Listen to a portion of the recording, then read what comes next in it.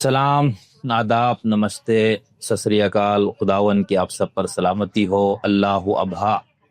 آج میں حسن الیاس صاحب کے ساتھ اور محترم غوث احمد غامدی صاحب کی معیت میں جکارتہ سے کسی اور علاقے میں جا رہا ہوں۔ اس علاقے کے نام حسن صاحب نے 2 بار بتایا، مجھے یاد نہیں رہا، تو ہم انشاءاللہ ساری معلومات انہیں سے لیں گے۔ لیکن اس سے پہلے میں آپ سب کے ساتھ دوستوں کو یہ بتا دوں کہ یہ جو سارا غامدی صاحب کی صحبت میں میسر آئی ہے، تو اس میں حسن الیاس صاحب کی نوازش اور مہربانی ہے کہ انہوں نے مجھے یہ موقع دیا، اور مسلسل غامدی صاحب کی شب و روز ان کے ساتھ ہم گزار رہے۔ بہت کچھ سیکھنے کو ملتا ہے، کوئی بھی سوال ذہن میں آتا ہے تو براہ راست ہم استفادہ، تو اس کی وجہ سے صاحب کو بہت شکریہ میں ایک بار پھر ادا کرتا ہوں۔ نہیں کوئی ایسی بات ہے، آپ کو اللہ تعالیٰ ترقیاں دے۔ تو حسن صاحب ابھی ہم انڈونیشیا میں تھے اور جکارتہ سے ہم جا رہے کہاں؟ یہ بنٹنگ علاقے کا نام ہے۔ یہاں پر جو اس زبان کے اندر نام ہوتے ہیں نا، وہ اسی طرح ہمارے لیے تھوڑا سا مزے کا خیز ہوتا ہے، ان کی صوتیت جو ہے۔ لیکن اگر آپ ان کو ہمارے علاقوں کے نام بتائیں، چیچا وطنی، تو شاید وہ بھی اسی طرح ہنسیں جس طرح ہم ملیا دی بچ، وہ چیچو کی ملیا، چیچو کی ملیا، اور یہ چائنیز خوش ہو جائیں گے اس کو سن کے کہ چیچو تو آواز آ رہی ہے۔ یہ ہر قوم کے یہاں اپنے نام ہوتے ہیں۔ یہاں پر بہت سارے ایسے، ہم جب ملیشیا گئے شروع میں، تو وہاں اتنے پہلے تو جب سڑک کا نام پڑھتے تھے تو 15 منٹ ہنستے رہتے تھے کہ یہ کیا نام کیسا ہے بھائی، تو عجیب و غریب نام ہوتا ہے۔ تو بنٹنگ ہے جگہ کا، اور وہ آپ نے بتایا کہ پہاڑی علاقہ بھی ہے اور وہاں پر چائے کی کاشت وغیرہ ہوتی ہے، تو ہم آج براہ راست دیکھیں گے زندگی بھر ہم جس چیز کو پیتے رہے کہ اس کا وہ پودا کیسے ہے اور وہ کھیت کھلیاں۔ تو ٹرین تو میں نے دوستوں کو باہر سے سارا ایک آپ کو دکھا دیا تھا ہم آتے ہوئے، اور تھوڑا سا بتا بھی دیا تھا تعارف۔ تو حسن صاحب ایک تو یہ بتائیں نا کہ آپ ملائیشیا میں بھی اتنا عرصہ رہے، 10 سال، اور پہلی بار آپ کو انڈونیشیا، تو ایک تو تھوڑا سا جیسے ہی آپ انڈونیشیا، آپ کا پہلا تاثر کیا تھا؟ جی، ایک تو فرق یہ ہے کہ ملیشیا میں اکیلا رہا تھا، انڈونیشیا مجھے آپ کے ساتھ آنا پڑا، تو اس میں جو تاثرات ہیں وہ بڑے ملے جلے سے ہیں۔ اچھا، ایک فرق تو یہ ہے جوہری لحاظ سے۔ صحیح۔ دوسرا جو تصور تھا ذہن میں، ظاہری بات اب تو وہ یوٹیوب پہ چیزیں وغیرہ آ جاتی ہیں، اس سے آپ کو اندازہ ہو جاتا ہے نا کہ کیسے ہیں وہ مالک، وہ کہ ویلاگز آ رہے ہوتے ہیں۔ وہ مجھے شوق ہے، میں ٹریولنگ کی ویڈیوز دیکھتا رہتا ہوں، دنیا بھر میں کیا ترقی ہو رہی ہے، لوگ کیسے دیکھتے ہیں، ان کی مختلف عادات و خصائص کیا ہیں۔ اپنے شوق کی حد تک پھر کبھی موقع ملتا ہے، بہت زیادہ تو ٹریول نہیں ہوتا، لیکن جب ہم نکلتے ہیں، پاکستان جانا ہوتا ہے یا کہیں بھی جانا ہوتا ہے، تو کوشش یہ ہوتی ہے کہ بیچ میں 2-4 دن کا اسٹاپ اوور لے کے۔ یہ انہوں نے ہمیں کچھ دیا ہے، کوئی ناشتہ شریف ہے کچھ؟ جی چلیے کو رکھ لیتے ہیں آپ، دیکھنے میں بہت خوبصورت لگ رہی ہے، دیکھو۔ اور اس کے اندر میں نے کہا ذرا یہ بھی دکھا دیتا ہے کہ کوئی چیز، کوئی بسکٹ شسکٹ ٹائپ کوئی ہے، اور پانی کی ایک بوتل ہے۔ تو حسن صاحب، ہاں جی، تو یہ ہو گیا، تو اندازہ ہوتا تھا کہ یعنی یہ جو ساؤتھ ایسٹ ایشیا یا فار ایسٹ کا ریجن ہے جی، اس کے اندر بڑے پیمانے پر ڈیولپمنٹ ہوئی ہے۔ ہم خود جب پاکستان میں بچے تھے اس وقت سنتے تھے کہ ملیشیا جو ہے وہ بہت ترقی کر رہا ہے، اور ملیشیا کے اندر سڑکیں بڑی بنی ہیں، جامعات، یونیورسٹیز بڑی بنی ہیں، جو ویڈیوز وغیرہ آتی تھی۔ پھر جب ملیشیا گئے تو وہاں جا کر اندازہ ہوا کہ مطلب خاص طور پہ پاکستان کے پس منظر سے آپ جاتے ہیں نا، تو آپ کے لیے بالکل نئی دنیا ہوتی ہے، جو کبھی ہم لوگوں نے اپنے ماحول و معاشرت میں تصورات بھی نہیں کیے ہوتے۔ اس طرح کی صفائی سامنے آتی ہے، نظم و نسق سامنے آتا ہے، قانون کی پابندی سامنے آتی ہے، لوگوں کی ایک اخلاقی تربیت نظر آتی ہے۔ آپ نے خود بھی دیکھا ہوگا پچھلے کچھ عرصے میں، ملیشیا میں بھی آپ ساتھ تھے۔ ہاں، بہت زیادہ۔ تو ملیشیا تو بہت زیادہ نہیں، دنیا کے ترقی یافتہ ترین ممالک میں اس کا شمار ہوتا ہے۔ ابھی وہ G20 میں بھی جا رہا ہے، دنیا کی جو 20 بڑی اکانومیز ہیں۔ اور وہاں پر ماڈل تھا ایک مہاتیر کا، جو ڈیولپمنٹ شروع ہوئی وہ 1988 میں، کہتے ہیں کہ انہوں نے پورا ماسٹر پلان بنایا ملیشیا کا۔ میری خود جب مہاتیر سے ملاقات ہوئی تو اس میں ان سے میں نے کافی ساری چیزیں پوچھی بھی تھیں، کیونکہ جب ملاقات ہوئی وہاں کے وزیر اعظم تھے، انہیں وہ وزیر اعظم کے عہدے سے سبکدوش ہو چکے تھے وہ، اور اس کے باوجود وہ جو گورنمنٹ کی بہت ساری کارپوریشنز ہیں اس کے وہ تاحیات چیئرمین ہیں۔ تو وہ گورنمنٹ کے الگ ہونے کے باوجود بھی وہاں پر سمجھے ایک طرح کے ایکٹنگ وزیر اعظم ہی تھے، اس لیے کہ جو وزرائے اعظم ہوتے تھے، جو جتنی بڑی کارپوریشنز ہیں، پیٹروناس وہاں کی، یہ پروٹون، اور یہ جتنی کمپنیاں ہیں گاڑیوں کی، یہ سب کے وہ کارپوریشنز کے چیئرمین تھے۔ اس طرح وہاں پہ جو مذہبی باڈیز بنی ہوئی تھی وہ اس کو بھی ہیڈ کرتے تھے۔ اچھا، تو جب آپ ان کے ملاقات ہوئی تو انہوں نے بتایا کہ کس طریقے سے یہ ڈیولپمنٹ کا عمل انہوں نے کیا، اور اس میں ایک چیز جو شاید آپ کی دلچسپی کی بھی ہو اور سامعین کی بھی دلچسپی کی ہو، ظاہری بات ہے اس طرح کی معلومات تو لوگوں کو ہر جگہ سے مل جاتی ہے، میری دلچسپی یہ تھی کہ جو ملک کے جو بنیادی مسائل ہمارے یہاں ہیں، جیسے سول ملٹری کشمکش ہے یا مذہب اور ریاست کی کشمکش ہے، تو اس پہ ان کا یہ تھا کہ مذہب اور ریاست کی کشمکش وہاں پر بھی ابتدا میں تھی. اچھا. بلکہ وہ انہوں نے مجھے اپنا واقعہ بتایا مہاتیر نے کہ جب وہ چھوٹے تھے تو ان کی کسی دادی وغیرہ کا انتقال ہوا گاؤں میں، یہ پہلے دیہات میں رہتے تھے. صحیح. تو وہاں جب انتقال ہوا تو وہاں کے جو لوکل علماء تھے ان کا فتویٰ یہ تھا کہ میت ایمبولینس پہ نہیں جائے گی. اچھا. ہاں. تو کہنے لگے میت کو کئی کلومیٹر، کہتے میں بچہ تھا، کئی کلومیٹر میت کو ہاتھوں پہ اٹھا کر جب ہم لے کر گئے تو میرے ذہن میں سوال آیا کہ بھئی یہ مطلب یہ کیسا دین ہے کہ جس کے اندر اتنی، تو وہ جو تصورات ہوتے ہیں نا ہمارے یہاں، آپ کو نا ہمارے ہندوستان میں بھی ابتدا میں اس طرح کی چیزیں، ٹرین میں سفر نہیں کرنا اور یہ لاؤڈ اسپیکر اور یہ ہو، تو وہ ہر جگہ پہ تھے.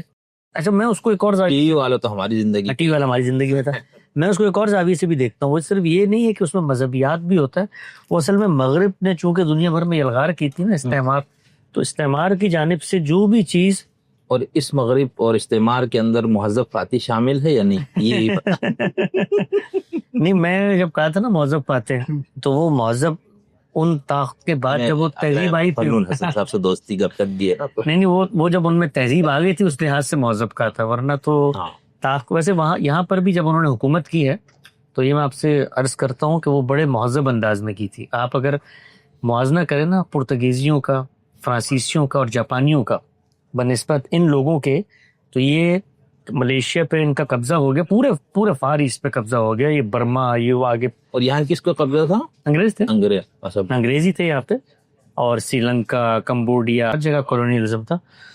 تو یہاں پر جب ان کا قبضہ ہوا تو انہوں نے، کیونکہ میں یہی کہتا ہوں کہ نسبتاً باقیوں کی نسبت کافی مہذب تھے، تو انہوں نے یہاں کے جو سلاطین تھے ان کو نہیں چھیڑا، اور ملیشیا میں بھی وہ پورے ملیشیا میں داخل نہیں ہوا قبضہ، وہ ایک جگہ پہ جا کے پینانگ میں بیٹھے اور بیٹھ کر انہوں نے وہاں سے حکومت کی.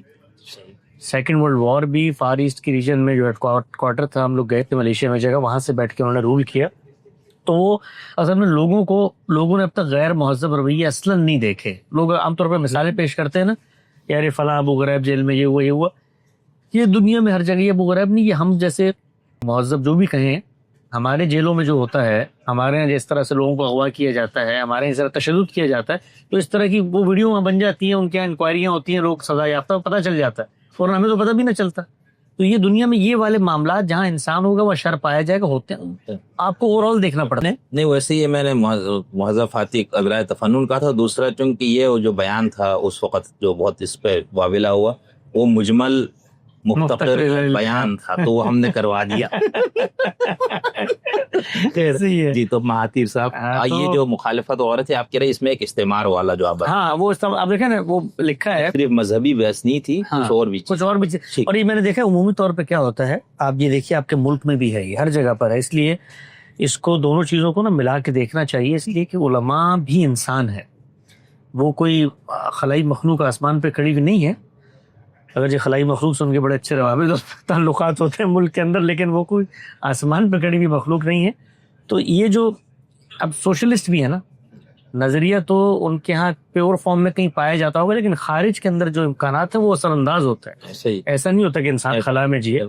مولانا وحید الدین خان نے ایک جگہ واقعہ لکھا ہے کہ بر صغیر میں جو ٹماٹر ہے نا، ٹومیٹوز، یہ انگریز لے کر آئے تھے. اچھا. یہ کوئی ساؤتھ امریکہ کے اندر پیدا ہوئے، پہلے ہندوستان والے ٹماٹر سے واقف نہیں تھے. تو وہ کہتے ہیں کہ یہ مولانا اشرف علی تھانوی کے کسی بزرگ کا واقعہ ہے، مولانا وحید الدین خان کی کتاب میں نے پڑھا کہ جب ٹماٹر آئے تو ایک بچہ جو ہے نا وہ گھر کے دالان میں، آنگن میں کر رہا تھا، ٹماٹر کو اچھالتے ہوئے کہہ رہا تھا کہ ٹومیٹو ہے. تو خاندان کے بزرگ نے پکڑ کے اس کی ایسی سرزنش کی، انہوں نے کہا تم کیوں فرنگیوں کے پھل کا نام کیوں لے رہے ہو ٹومیٹو؟ تو اس نے کہا کہ بھائی ابا حضور یہ تو ہماری زبان میں ہوتے ہی نہیں ہے، تو اس کا نام تو وہی بتائیں گے. تو انہوں نے کہا کمبخت، اس کو لال بینگن کہہ لو اس کو ٹومیٹو تو مت کہو. تو وہ تہذیبی طور پہ بھی نا لوگوں کو، جس کو کہتے ہیں تباہشتا، اس کے لیے پھر کچھ نہ کچھ دینیاتی استدلال ادنا نوعیت کے پیدا ہو جاتے ہیں، اور پھر وہ آگے ٹریول کرتے ہیں اور ختم بھی ہو جاتے ہیں. اس میں کوئی اتنے گھبرانے کی بات نہیں ہے. ہمارے ہاں یہ ملحدین اور سیکولر حضرات مولویوں کو بڑے تانے دیتے ہیں کہ بھائی یہ تم لوگوں کا اسپیکر بھی حرام تھا، یہ بھی حرام. تو تمہارے جو ابو الآبا فلسفی ہیں ان کے نزدیک عورت کے دانت جو ہے وہ مرد کے دانتوں سے کم تھے، آپ وہ کتاب پڑھنے لیے بس جلال پوری کی وجہ سب کچھ جمع کیا ہے. یہ مغربی فلسفیوں کا جو تصور عورت تھا، تو یہ دنیا کے اندر لیکن جو ملحدین کو مقدمہ ہے وہی ہے نا کہ رب العالمین عالم الغیب و شہادہ کی طرف سے آیا ہوا دین یہ نہیں ہو سکتا. وہی تو ہم انسانوں کو وہ ہے تو ان کو ہم یہی بتاتے ہیں کہ یہ رب العالمین کا دین الگ موجود ہے اور یہ رب العالمین کے دین کو انسان بیان کر رہا ہے. ان کی یہ ساری خرابیاں آ جاتی ہیں، ان کی خرابیوں کو رب العالمین کے خاتے میں مت ڈالو اور یہ انسان سمجھو. کیونکہ جو ہمارے ہاں لوگ بیان کرتے ہیں نا دین، وہ اس کو رب العالمین کا وہ بیان کرتا ہے نا کہ خود اسلام کا یہ حکم ہے دینی نقطۂ نظر. اس وجہ سے بہرحال غلطی دونوں طرف ہو جاتی ہے. یہ بالکل صحیح ہے. تو مہدیر صاحب کا یہ کہنا تھا کہ مجھے ابتدا سے ان کے بڑے پروگریسو خیالات. اصل میں جب ان سے ملاقات جب میری ہوئی تو اس کا محرک بھی کوئی یہ نہیں تھا کہ میں مطلب شخصیت ہے ان کے پاس ویسے ایک کوئی مناسبت پیدا ہوئی، اور وہ ان کے کچھ آرٹیکلس تھے. یہ دیکھیں کتنا اچھا منظر ہے باہر ماشاء اللہ، بہت ہریالی اور بہت سبزہ، اور مساجد آپ کو ہر جگہ پہ مسجدیں نظر آئیں گی یہاں پہ، جو کہ 28 کروڑ کا ملک ہے. اس پہ بھی آپ بات کریں گے کہ ان کے جو مذہب کا ایک تشخص ہے اور روایت ہے وہ بہت ضروری، بہت زبردست ہے.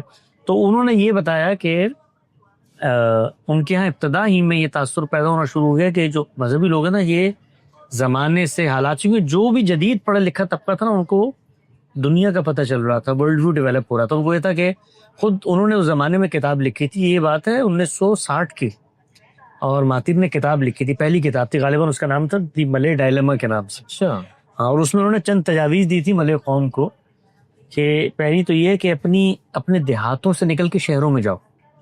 یہ جہاں پر یہ انگریزوں نے بڑے شہر بنائے تھے نا، جیسے کولمپور تھا، یہ بڑا ایک شہر تھا، اور باقی یہاں جاؤ. تو بڑے شہر میں جب آپ جاتے ہیں نا تو آپ کا ترقی یافتہ لوگوں سے ملاقات ہوتی ہے، اس سے آپ کے ذہن کھلتا ہے. جب آپ محدود دنیا میں رہتے ہیں تو ذہن بند ہوتا ہے، بڑے مسائل کا سامنا کرنا پڑتا ہے، بڑے سولوشنز آپ ڈھونڈتے ہیں. تو ان کا بڑا زور تھا کہ ملیز کو دیہاتوں سے نکال کے شہروں میں لے جایا جائے. دوسرا ان کا یہ تھا کہ غیر اقوام کے اندر شادیاں کیجیے.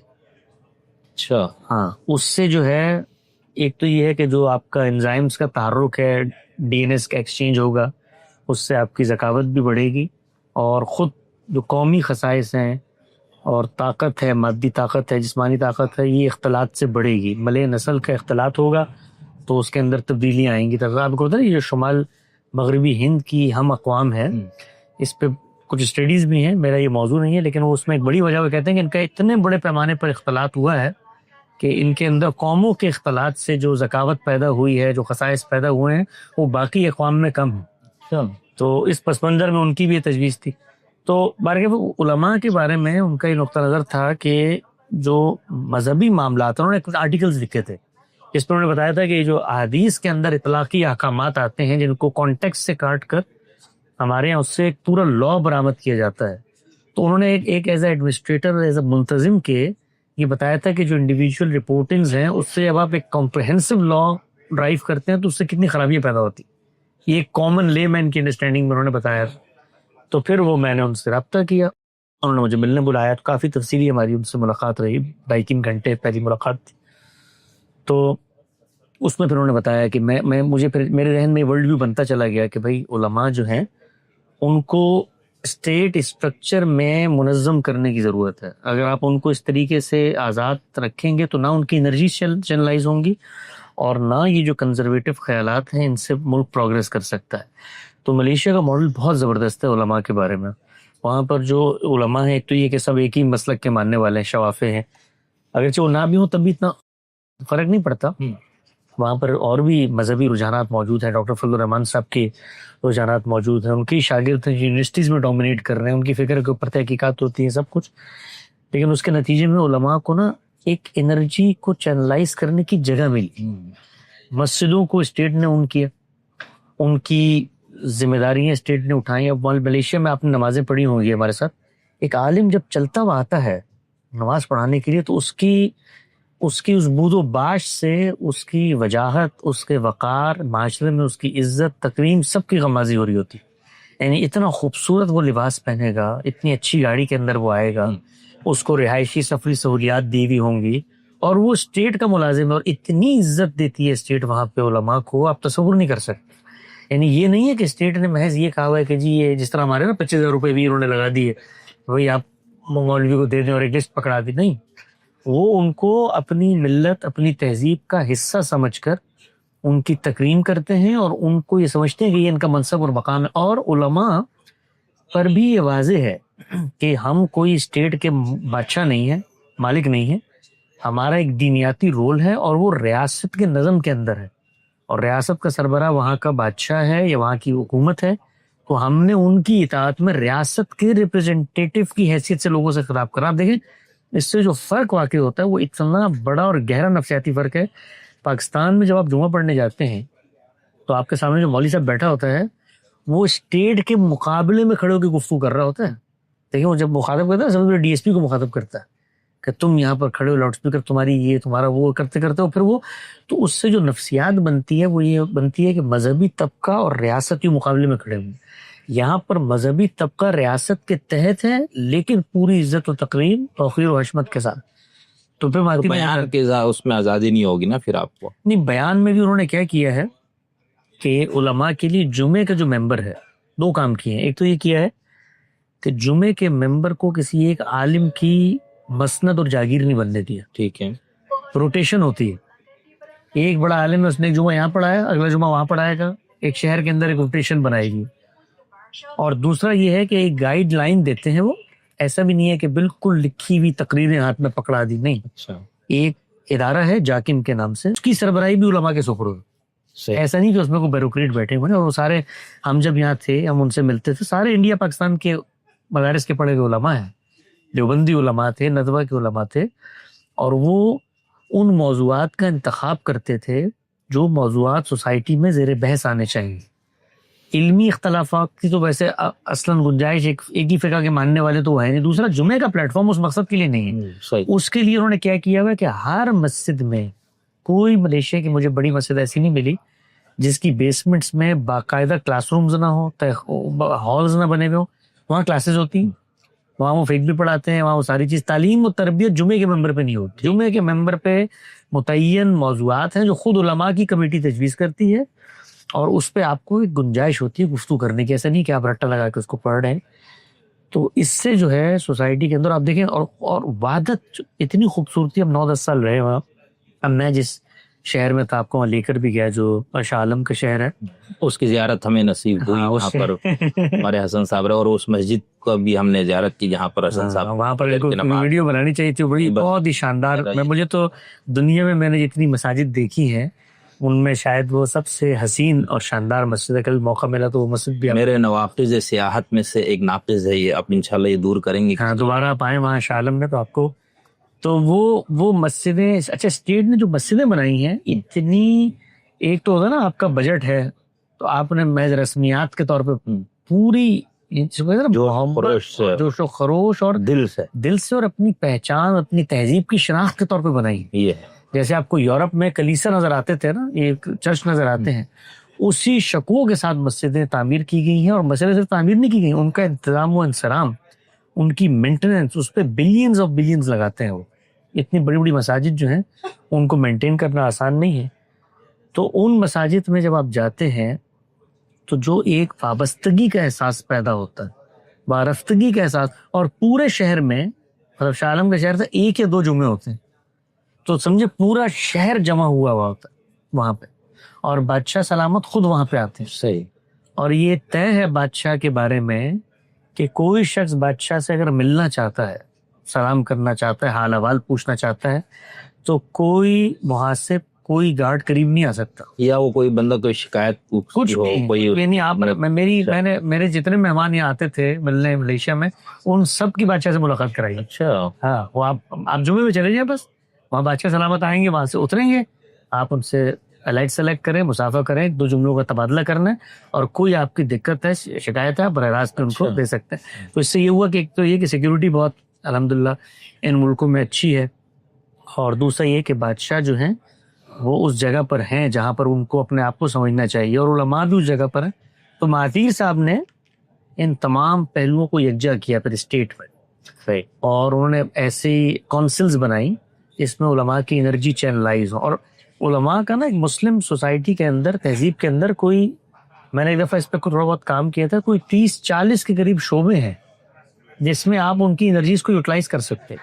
ایسا نہیں ہے کہ صرف آپ نے مسجد کے ممبر بٹھا. مثلا آپ کے ملکوں میں حلال حرام اتھارٹیز بنتی ہیں، آپ کے ملکوں میں کلیات بنتی ہیں جو مثال کے طور پہ قانون کی تعلیم دیتی ہیں، وہاں پر جامعات میں ان کا ایک رول بن جاتا ہے۔ اسی طرح سے جو اسٹیٹ انفراسٹرکچر ہے اس میں بہت ضرورت ہوتی ہے اخلاقی ویلیو سسٹم کو برقرار رکھنے کی۔ تو ہر ڈپارٹمنٹ میں آپ کو ایک عالم جو نگرانی کرتا ہے، موٹیویشن کرتا ہے، اخلاقی تعلیم و تربیت کا کام کرتا ہے، اس کی ضرورت پیدا ہو جائے۔ پھر اس سے آگے بڑھ کے اکنامکس کا آپ دیکھیں، اس وقت ایک پورا کا پورا شعبہ، تو دین کی جو تعلیمات ہیں وہ تو ہمگیر ہیں۔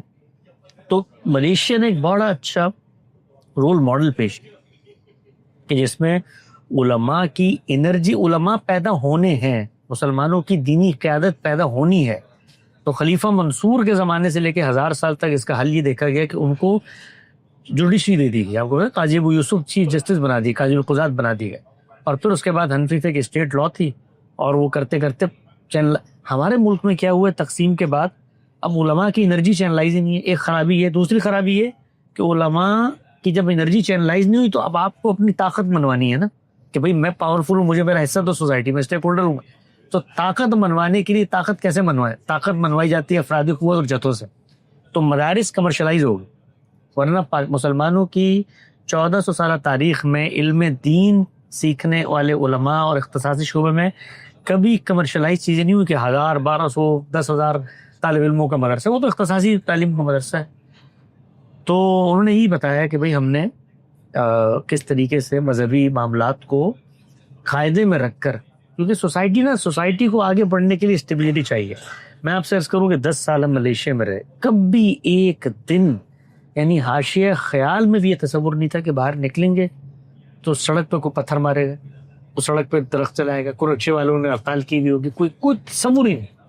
ملک اتنی تیزی سے رواں دواں آگے بڑھ رہا ہے تو اس کا نتیجہ نکلتا ہے امن و امان، سیاسی استحکام، پھر اس کے نتیجے میں سرمایہ کو فروغ ملتا ہے، سیاحت کو فروغ۔ آپ لوگوں کے لیے حیرانی کی بات ہوگی، مسلمان ملک ہے ملیشیا، اور وہاں پر کم و بیش چند سالوں کا ڈیٹا گوگل صاحب نکالیں، اتنے ہی ٹورسٹ آتے ہیں، کچھ فرق ہے جتنے نیو یارک میں آتے ہیں۔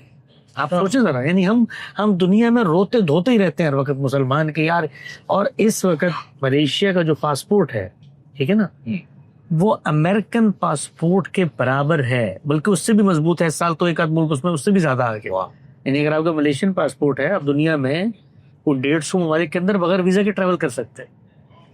یہ اکانومی کی حالت ہے، یہ وہاں پر امن و امان کی حالت ہے۔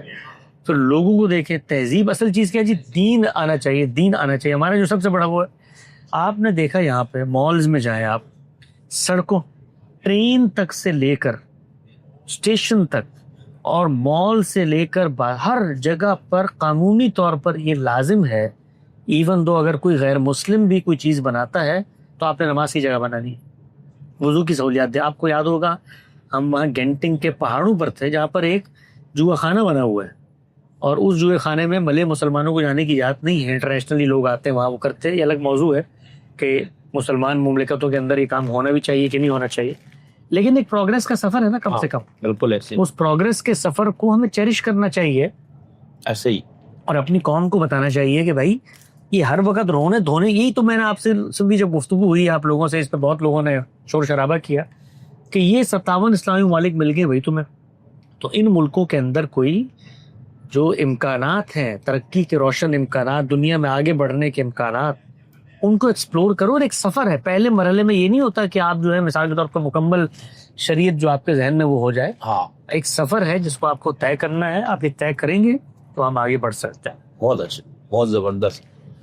پھر دوسرا اس میں اب اس کے مقابلے پہ ہم انڈونیشیا میں آتے ہیں نا، تو یہاں پر آپ کو کیا وہ نظر آتا ہے کہ ایک تو پہلا تاثر فرق آپ کو لگا نا، ملائیشیا میں جیسا ہمیں لگ رہا تھا، ہم نے تو دنیا نہیں دیکھی، تو ایک ایران دیکھا ہے، پھر پاکستان ہمارا وہ، تو مجھے یہ لگا جب ایران گیا تو مجھے لگا یار یہاں بھی بہت اچھی ترقی ہے، سڑکیں فلانا، لیکن جب ملائیشیا ہے تو میرے لیے یہ دنیا ہی دوسری تھی، مطلب ہر لحاظ سے، اور خاص طور پر جو شخصی آزادی کا ایک یہاں پر بالکل مجھے بہت نمایاں نظر آیا کہ دین ہے، مسجدیں ہیں، مدرسے، سب کچھ ہے، علماء ہے، اور جیسے حسن صاحب نے بہت تفصیل کے ساتھ سب بتایا، لیکن اس کے ساتھ ساتھ جیسے ملے جو مسلمان ہیں ان کے لیے کچھ پابندیاں زیادہ، لیکن جو دوسرے ہیں یا غیر مسلم بدھسٹ بہت سارے چائنیز وغیرہ، تو شخصی آزادی بہت ہے، جس کو ہمارے ہاں کہتے ہیں کہ کیا کہنا چاہیے، شراب خانے اور اس طرح کی سب چیزیں.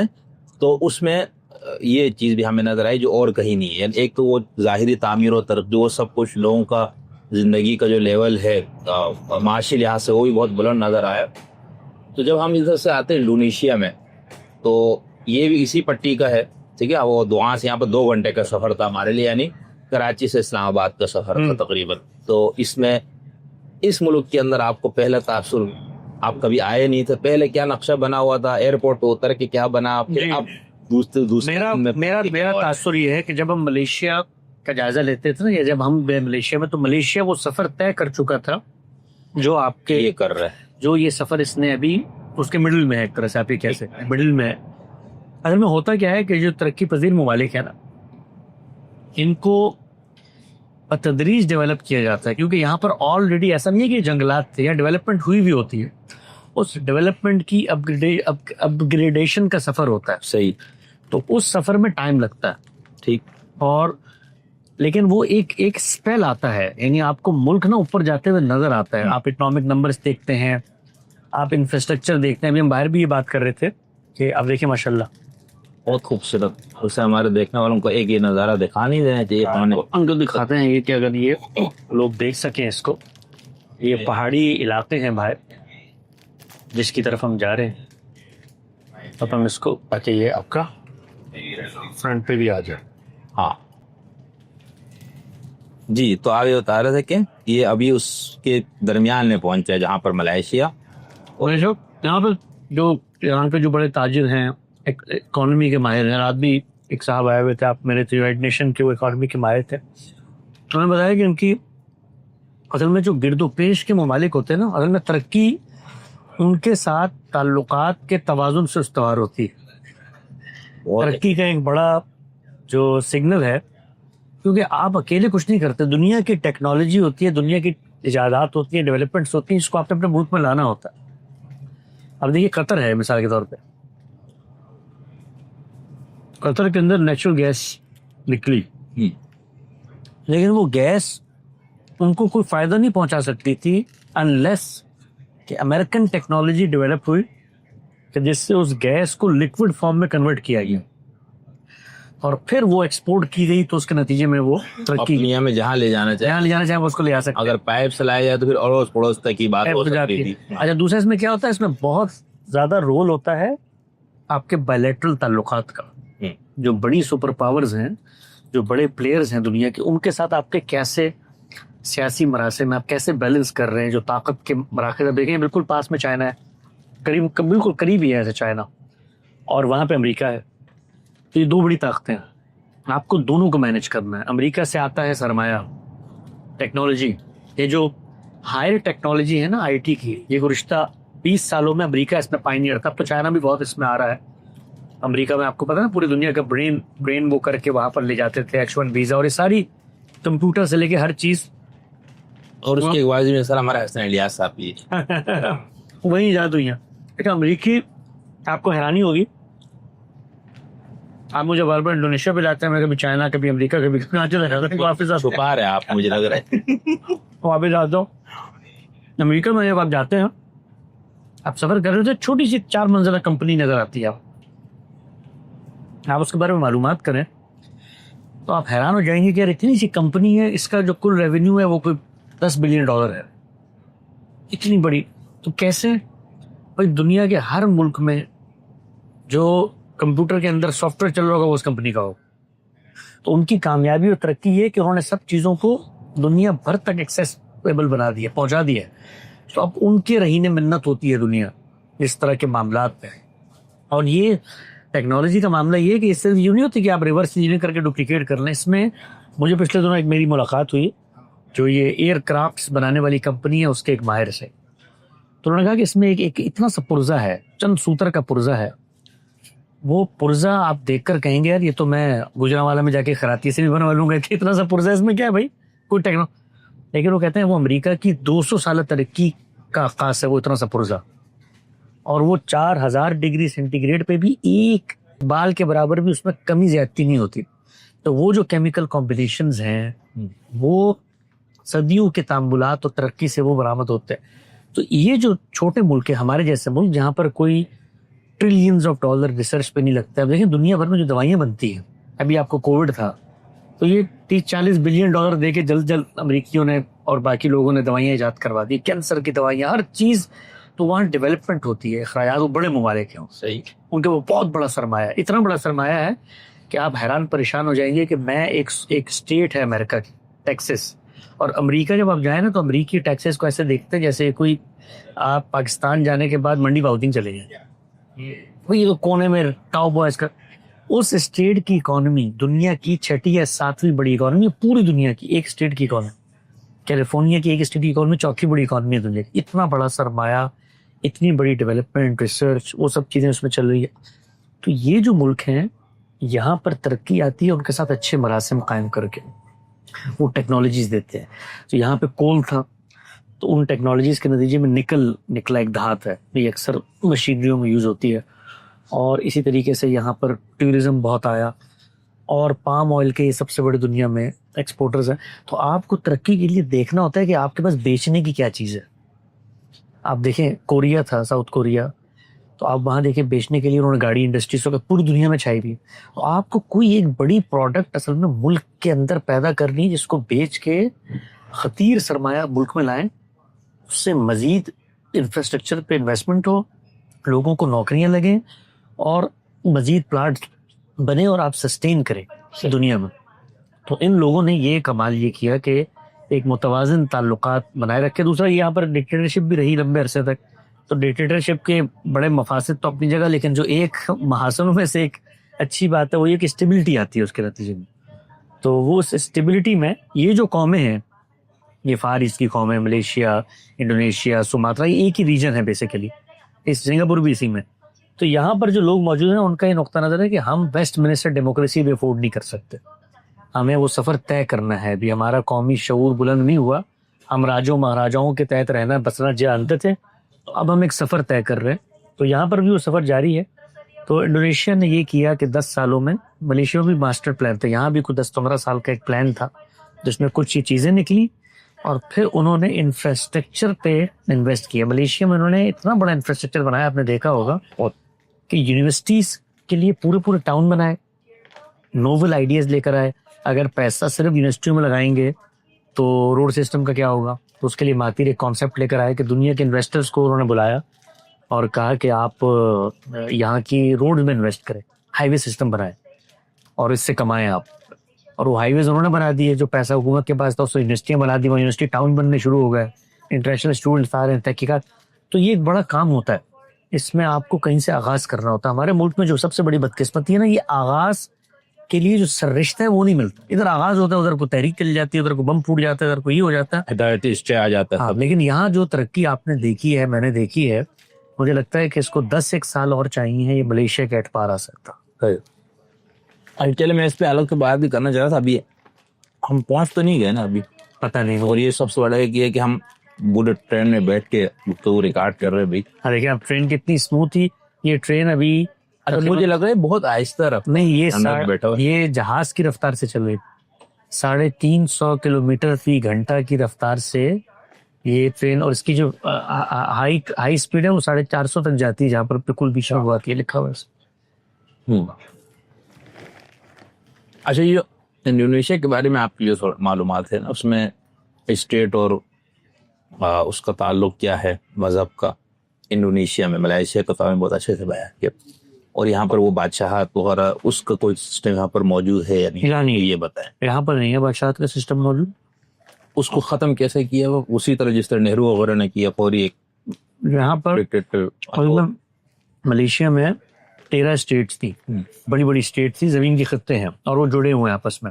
صرف ایک حصہ ہے ملیشیا کا جو ایسٹ ملیشیا کا ہے, اس میں آپ کو جہاز میں جانا پڑتا, سمندر کے جب بنگلہ دیش نہیں تھا ویسے ہے وہ.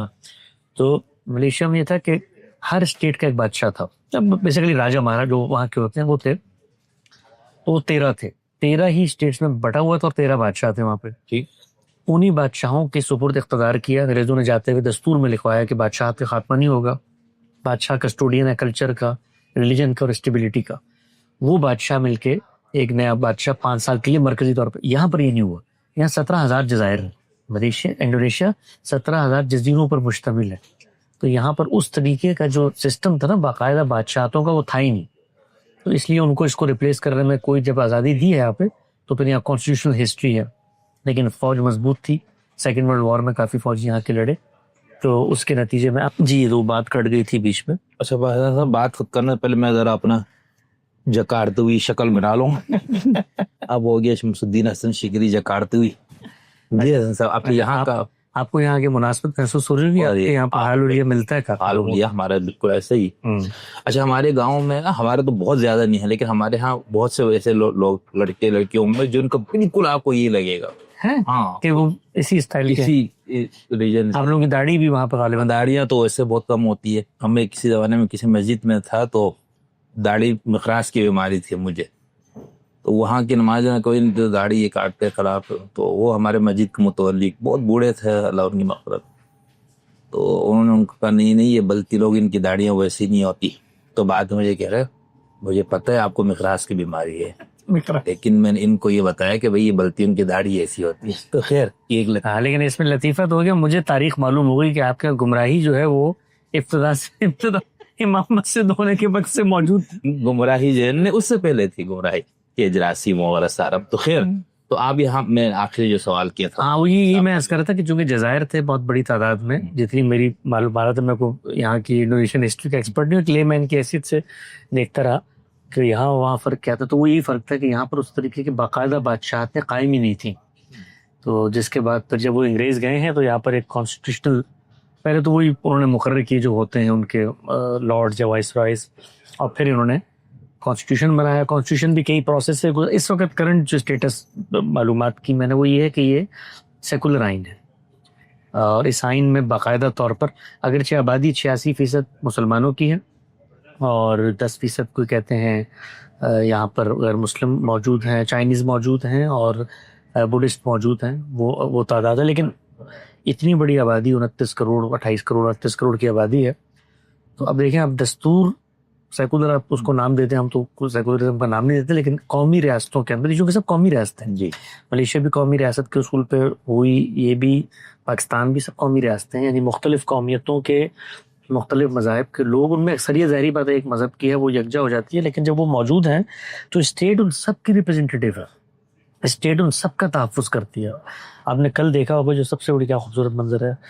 کل جو آپ نے دیکھا ہوگا سب سے بڑی جو مسجد تھی ان کی اس کے سامنے گرجا بنا ہوا تھا اور دونوں اسٹیٹ اس کو مینٹین کر رہی تھی. بالکل تو شہریوں کو تحفظ کا احساس ہوتا ہے. بلکہ میں یہ بات کہنے والا تھا جو آپ نے کہا نا کہ 85% مسلمان تو باقی بدھسٹ اور کرسچنس اور کچھ ہندوؤں کو ملا کے. تو اس کے باوجود وہ جگہ جو آپ مختصر سے زیارت کرائیں انشاءاللہ آپ اس پہ بھی کریں گے وہاں ٹائم ملا اور یہ تو آپ کی چھوٹی سی ویڈیو بنائیں گے.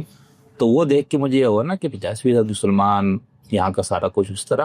لیکن چلو ریاست جو بھی ہے اسٹیٹ سیکولر ہے جو بھی لیکن معاشرے کے لوگوں میں بھی یہ رواداری ہے نا. معاشرے کے لوگوں میں انڈیا میں جیسے آج کل کہا جاتا ہے نا کہ سب سے بڑی دنیا کی سیکولر جمہوریت لیکن وہاں پر کہا یہ جاتا ہے لوگ یہ بتاتے ہیں میں اس پہ بہت زیادہ اتنا حجت ہونے کے باوجود بھی میں شک کا وہ رکھتا ہوں یہاں پر. تو اس وہاں پر بتایا جاتا ہے نا کہ یہ ہونے کے بعد اندر جو ہے اقلیتوں کے ساتھ کچھ مسائل ہو. تو یہاں پر معاشرے نے بھی اس کو قبول وہ نہیں کیا. معاشرے قبول ان کے یہاں بھی تشدد کا یا نہ ایسا نہیں قبول نہ کرنے کے مجھے جو ایک چیز سمجھ میں آتی ہے نا وہ یہ کہ یہاں پر دین تہذیب کا حصہ بنا ہے. صحیح دین کو تہذیب کا حصہ بنانا اور دین کو ریاست اور قانون کے ذریعے سے نافذ کرنا اس میں زمین آسمان کا فرق ہے. آپ دیکھیے دستوری لحاظ جوامع الکلم میں آپ دیکھیے دوبارہ شاید نکلے بات ہوئی نا ایسے دستور کی سطح پہ اگر آپ دنیا میں جائزہ لیں جتنا مسلمان ہمارا دستور ہے یعنی اس کو آپ نے کلمہ بھی پڑھایا قرارداد مقاصد بھی ڈالی ہر چیز ہر شیخ یہاں تک ڈال دیا کہ وہ کام جو اللہ کرتا ہے پیغمبر کی موجودگی میں بھی لوگوں کے کریکٹر نیت محرکات جاننا وہ بھی آپ نے کہا یہ بھی ہم کریں گے صادق اور امین بتا کر کے ہم طے کریں گے کہ کیا ہے تمہارا یہ سب کر دیا. پھر ادارے بنائے اسلامی نظریاتی کونسل بنائی جو لوگوں پہ گستاخیوں کے فتوے دے رہی ہے ماشاءاللہ سے. جب یہ کام کرو گے تو یہی نتیجہ نکلے گا. فیڈرل شریعت کوڈ بنائی قرآن بورڈ بنائی یہ کیا وہ پورے ملک کے اندر آپ نے اوپر سے لا کے مذہب کا کھول چڑھا دیا. اندر کیا صورتحال ہے؟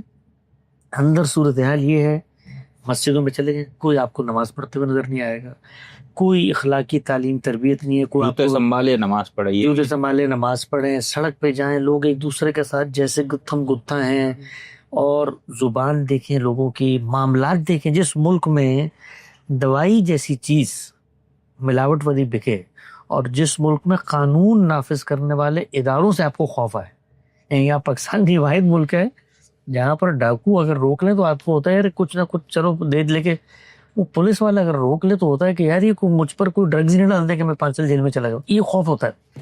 تو آپ نے میرے خیال کو ریاست کو, سلطنت کو کلمے پڑھا کے جتنا کرنا تھا کر لیا.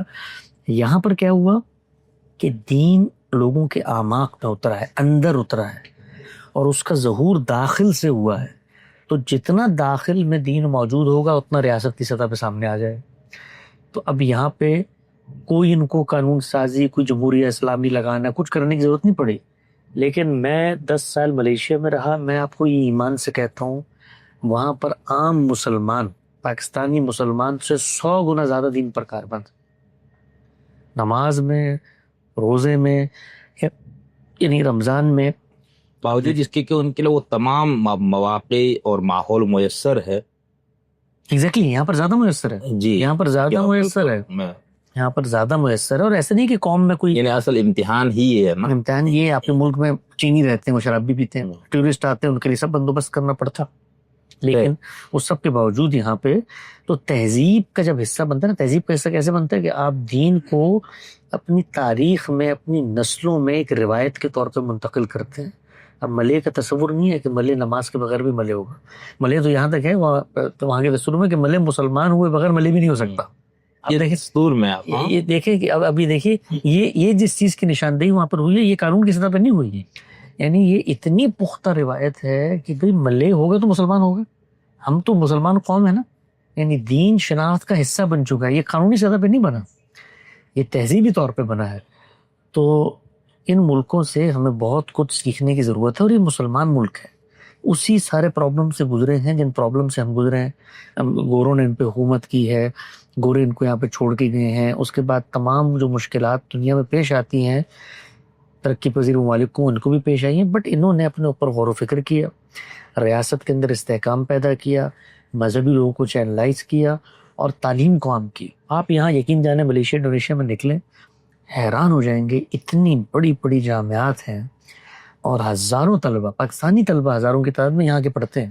پی ایچ ڈیز کر کے یہاں سے امریکہ, برطانیہ, کینیڈا, آسٹریلیا جاتے ہیں, اور گورنمنٹ ان کو سپورٹ کرتی ہے. ان جامعات کا ماحول دیکھیں. میں خود چونکہ مجھے موقع ملا ملیشیا میں یونیورسٹی میں پڑھنے کا, اور ملیشین سے بہت قریبی رب جب, اور دوسرا یہ کہ دین جو تقاضا کرتا ہے نا کہ اخلاقیات آپ کے اندر پیدا ہو, قانون پسندی پیدا ہو, اور آپ ہمبل جگہ پر آئیں. ان قوموں کے اندر کچھ خصائص اللہ نے قوموں میں بھی رکھے ہوتے ہیں. ہم ذرا تھوڑا سا مارشل ریسز ہیں, جارحانہ قوم ہیں, ہمارے اندر زیادہ ہے, جس کو آپ کہتے ہیں ریزیلینٹ ہیں ہم زیادہ. کانفلکٹس بھی بہت آئے, اس کے کچھ فائدے بھی ہوتے ہیں, لیڈرشپ اس میں بہت اچھی پیدا ہوتی ہے. دنیا میں آپ آگے بڑھتے ہیں, آپ دیکھیں نا, ہم کوئی بھی کام لوکل ڈیموگرافک میں نہیں کرتے. پاکستان کے اندر جب بھی گفتگو ہوتی ہے ورلڈ ویو کے اندر ہوتی ہے. فوج بھی عالم اسلام کی فوج ہے, ایٹم بھی آپ کو اسلام, اور کچھ بھی ہو, نارمل میں بھی کچھ ہو تو یہاں پر ہم آگ لگائیں گے. یعنی ہم اتنے کنیکٹڈ ہیں. ایسا ہی ہے. تو کچھ تو فائدے ہوتے ہیں کہ آپ ورلڈ ویو میں جی رہے ہوتے ہیں, لیکن یہ ہے کہ ملک میں پھر ترقی نہیں ہو پاتی. ہر آدمی جو ہے وہ پھر پولیٹیشین ہوتا ہے. اور وہ اگر آپ پاکستان میں اس کو مثال سے بیان کروں کہ آپ ریسیپشن پہ جائیں نا کسی, تو وہاں جو آدمی بیٹھا ہوگا نا وہ ریسیپشنسٹ نہیں ہوگا, وہ وہاں کا ایک بڑا ایڈمنسٹریٹر, سیاستدان, اس کو پورے ادارے کی پالیٹکس یہ سب کو پتا ہوگا سوائے ریسیپشن کا فون اٹھانے کے. یعنی اس کے بعد آپ جائیں وہ سب بتائے گا, سازشیں کیا ہو رہی ہیں, کس نے کس کو کر دیا, وہ پلاٹرس نے مار لی, سب پتا ہوگا. فون بج رہا ہوگا ٹینڈر, وہ اس کے پاس اٹھانے کا ٹائم نہیں ہوگا. اپنے کام کے علاوہ ہماری قوم میں خوبصورت مثال دی, ویسے ہی سب کچھ کر رہے ہوتا, پوری دنیا کے مسائل. چین پہ گفتگو کر لیں آپ اس سے, رشیا پہ گفتگو کر لیں, سب کر رہا ہوگا, پر فون ٹینڈر بج رہا ہوگا. تو یہ ہے, لیکن خوشی ہوتی ہے کم سے کم, یہ اطمینان ہوتا ہے ان ملکوں میں آ کے. اچھا حلال حرام کا کوئی مسئلہ نہیں. آپ دیکھیں یہاں پر باقاعدہ یہ ہے کہ نان مسلم بھی کوئی چیز بیچے گا تو اس کو حلال بیچنی ہے, کیونکہ بھائی, اور یہ دیکھیں نا, اس پہ قانون, یہ قانون کی سطح پہ آپ نافذ کریں بڑا مشکل کام. آپ تہذیبی معاشرتی نارم کے طور پہ اس کو انٹروڈیوس کرنا بڑا آسان کام. بھائی چینیوں کو یہ باور کرانا ہے, بھائی تم نے سودا یہاں بیچنا ہے نا, 80-85% مسلمان ہیں, تو یہاں تم نان حلال رکھو گے تو تمہارے لیے بھی مسئلہ ہوگا, ہمارے لیے بھی مسئلہ ہوگا, ان کو سہولت دو. تو اس طریقے سے آپ معاملات کو آگے لے کر چلیں تو ملک بہت کی کرتے ہیں, فلرش کرتے ہیں, انویسٹمنٹ آتی ہے, اور اصل چیز کیا ہے, معیار زندگی بلند ہوتی.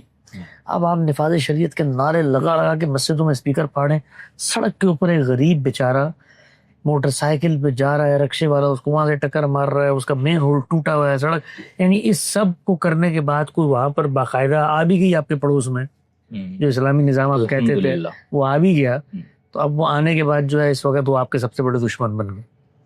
کیوں؟ کیونکہ نہ عوام کو تعلیم دی, نہ ان کا شعور بلند ہوا. تو اب وہ جو انٹرنیشنل سازشیں ہوں گی وہ وہاں پر آئیں گی, اور اس کے نتیجے میں آپ متاثر ہوں گے.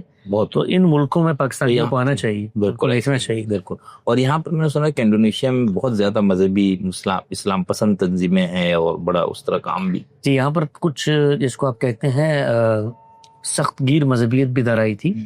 مولانا سید ابو الحسن مودودی علیہ رحمہ کی جو دین کی سیاسی فکر ہے اس کے اثرات ہر جگہ پہ ہوئے, تو انڈونیشیا ملیشیا میں بھی ہوئے. یہاں پہ باقاعدہ ایک جماعت اسلامی کے نام سے جماعت ہے, اور آپ کو یاد ہوگا بالی کے اندر بڑے دھماکے بھی کیے تھے انہوں نے, ابو بکر سیاف, جن پر پھر فرد جرم بھی عائد کی گئی.